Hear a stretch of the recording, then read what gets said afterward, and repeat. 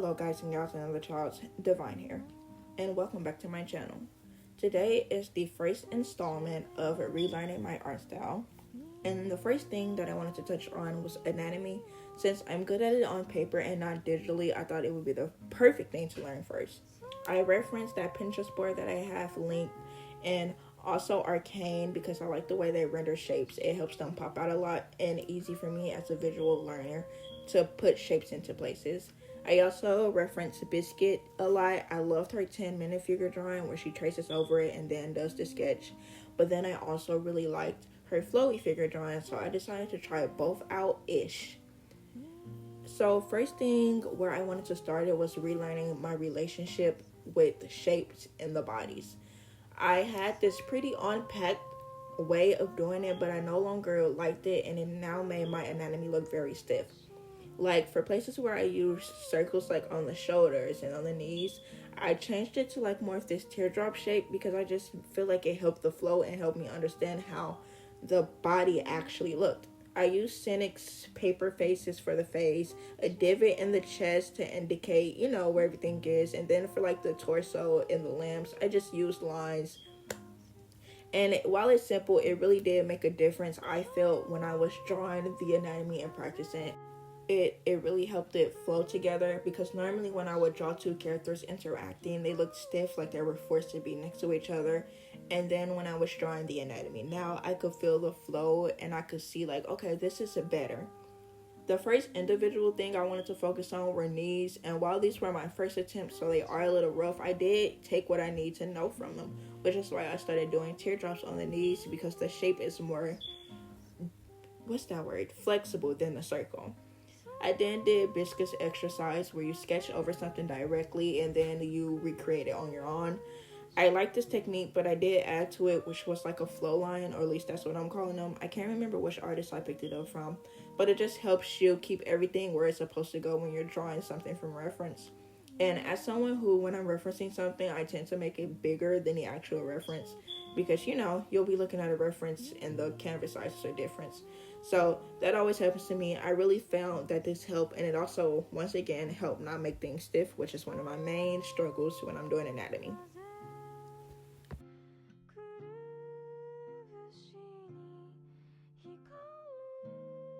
As you can see here now, I'm just like going from imagination because I wanted to see if I was thinking of a pose, would I be able to create it on my own without using a reference? And I was satisfied for most of the results, but I did see myself trying to go back into old ways, and as soon as I did, it became stiff.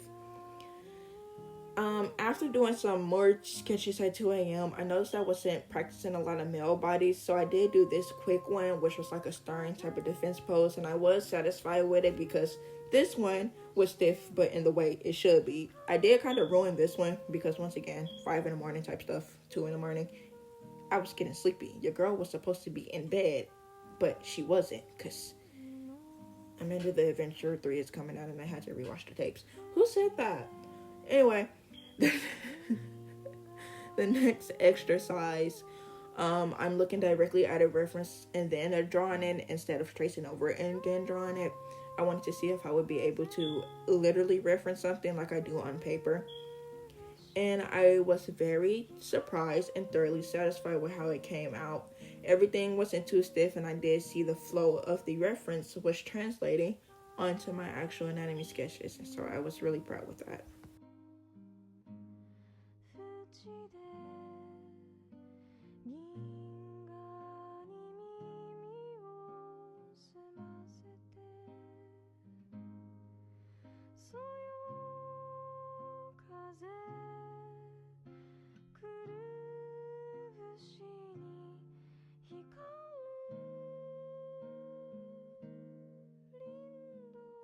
Okay, so I did do this exercise for like a while. It really, really helps, and I would highly recommend watching Biscuit videos and also trying this for yourself. While we have time, I do want to get a little bit into my goals for this series, which for most of the videos that I'm going to post for this series, at the end of it, I want to draw my OCs. These two OCs I have named Jason and Charlotte. They're not main characters, so I won't be like exhausted with drawing their designs like I am with my main characters. They're simple and they're human. and one is male and one is female, so I thought it would help me exercise the techniques that I'm learning instead of learning everything and then randomly drawing. So at the end of each video, I hope to have a full illustration. This, of course, is an exception because as I did attempt to draw a full illustration, as you can see, I was like, well, the only thing that I learned was like anatomy. I haven't really learned how to stylize anything, so my art style is basically still the same, just better anatomy. So like mid-drawing, I'm like, hey, this isn't gonna work. I'm literally getting put in art block because I can see my old art style coming through and my old ways are trying to take over. So let's just scrap this and put it aside.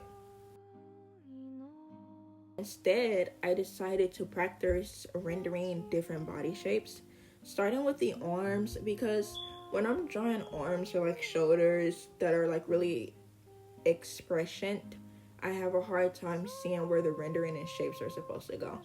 As you just saw, I did use blue to use shadows because I saw that really helped for shadows and highlighting, so I wanted to test it out, but it didn't matter in the end because I was so distracted with the color. I decided to just put it in grayscale because that really helped me see, okay, this shape goes here, this is supposed to be rendered here, and then the arm looked way more defined. I definitely could tell the difference when I was looking at it.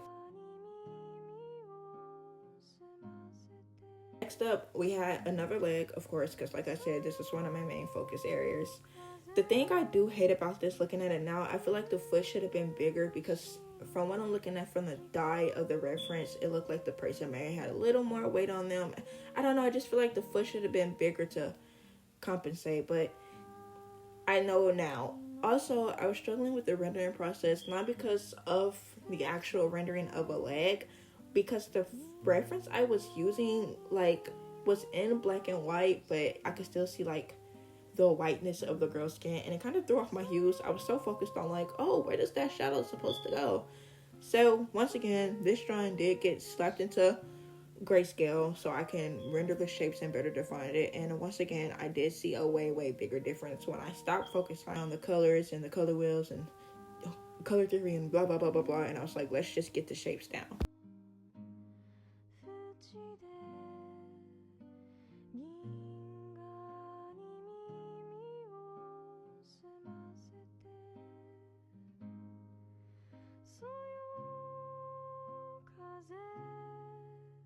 The next couple of things I wanted to practice were things that I'm okay with, but I feel like could need work, but it's more like a one-off thing.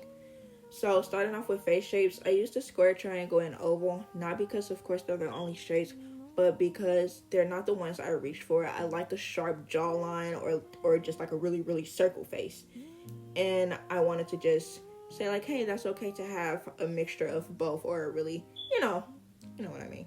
So I practiced on both male and female faces. Then I did side profiles, sharp bridges, wide jawlines, a different combination of a bunch of things, because I want my characters to be more diverse, even if it's not conventionally attractive to other people.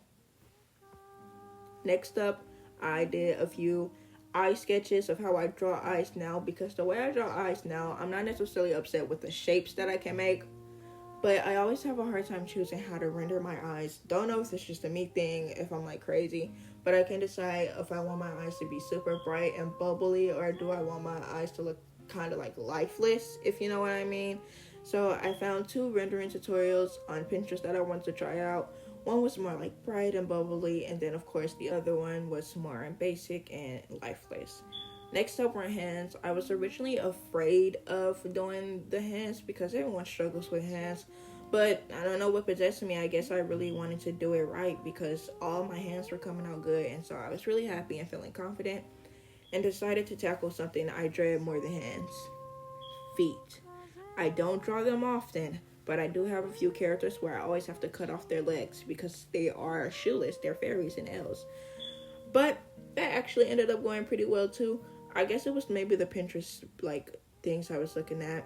I then did a quick cynics like nose study. I'm good at drawing noses, but the nostrils do trick me up, so I did wanted to do a quick study on that, and I found that very fun because drawing noses are like a little guilty pleasure of mine.